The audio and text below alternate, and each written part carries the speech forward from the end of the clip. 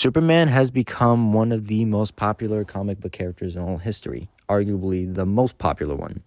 But what I don't see around in the community, especially the power scaling writing community, is his live action counterparts, specifically the DCEU version that I grew up on. And I thought to myself, I don't have anyone else to scale, so let's scale this guy. With that, ladies and gentlemen, we're going to be scaling DCEU Superman and finding out how strong really is he. But before we do, make sure you subscribe to the channel, like this video, and comment down below what other character you want me to scale in the future.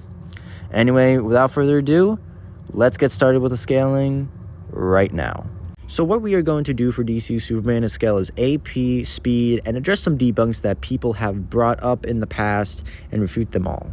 The first feat he's able to do in the Man of Steel is move past small cloud. Now this was calculated heavily to around the small building to even town level ranges of power. You can probably argue this is lifting strength since he pushed it, but it's like whatever, sure, whatever. In that same movie, he was able to withstand being crashed onto a mountaintop. This was calculated to the town level to even city level ranges of power. It gets even more interesting because in the Batman vs. Superman movie, it's shown that he was able to move a tectonic plate.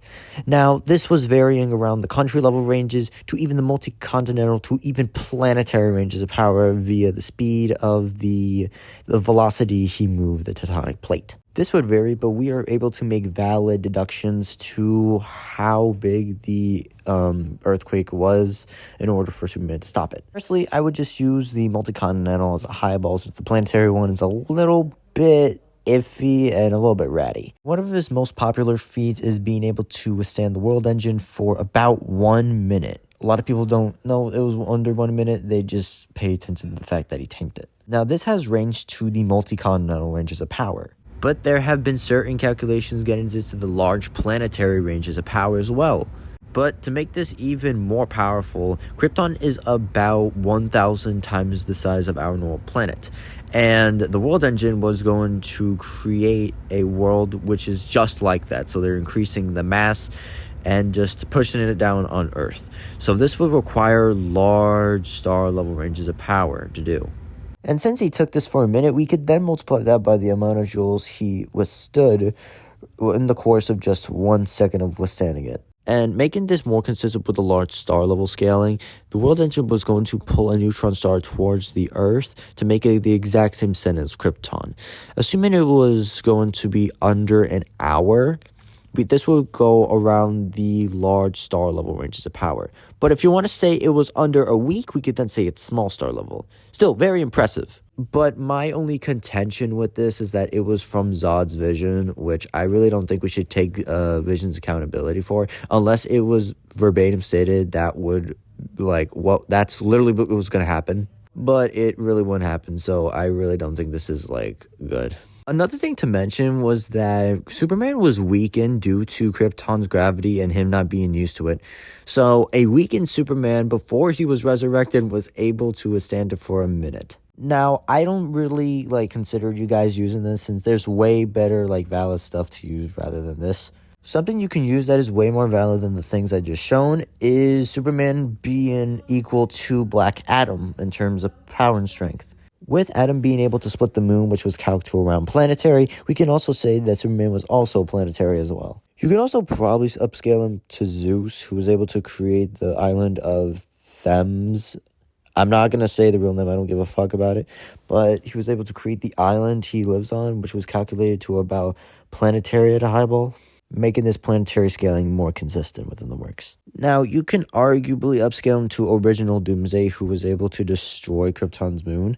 And with Krypton's moon being 1,000 times the size of ours, via the planet also being 1,000 times the size of it, this would just equate to the small planetary plus ranges of power, making the planetary ranges more consistent with the works as well. So yeah, that's basically it for AP. At a low ball, you can scale him to multi-continental, and at a high ball, you can scale him to large star level. But the most consistent and valid should be the planetary arguments, as the calculations aren't that ratty, and it's not that, assumption, used. Now, finally, we are going to be going on to speed. Now, one of the first speed feats he's ever done was fly to East Africa to the island where he crashed on the mountaintop on. Now, this was calculated to consistently sub-relativistic as travel speed. In that same movie, he was able to fly to a nearby satellite. With the satellites being this many kilometers in the air in this amount of time, you can get this to around 1.8% the speed of light, or subrelativistic the same. With it being stated that his travel and reaction speeds are exactly the same, we could then take account of that his reaction and combat speed would be around subrelativistic as well. But you can easily get him higher, considering that he was able to see everyone in the Justice League, excluding the Flash obviously, in slow motion. With it being shown that Wonder Woman was able to deflect lasers from Doomsday, consistently going out to the relativistic to relativistic plus ranges, we can say that Superman would be around relativistic plus as well. You can arguably get Superman at light speed combat and reaction speed, since Dwayne Johnson, aka the director of Black Adam and someone who plays Black Adam as well, confirmed this, which I think is the highest of high balls you can get Superman at. All in all, you can get DCU Superman to multi-continental to large star, with subrelativistic to light speed combat and reaction speed, with the consistent coming up to planetary and relativistic plus speeds. With that out of the way, we are going to be addressing some of the debunks people have been using to downscale, upscale DCU Superman. The first argument I've seen a lot of people use is the fact that he doesn't scale to the mother boxes because it's stated that he can destroy all life on Earth. This would include Superman. Number one, he is referring to all the humans on the world, and not only is Superman not from Earth, but when the statement was being made, he wasn't even on Earth itself. Not only that, but the mother boxes feared him, and when Superman died to the kryptonite, they saw him as not a threat at all. Another scale I've been seeing people use is the fact that Superman was catching up to Flash, making him FTL+. However, this Flash wasn't even going his full speed, rather he was just going below the speed of light. Only when they were fighting Steppenwolf, where Flash had to activate the mother boxes and go back in time, that's when he was going faster than the speed of light.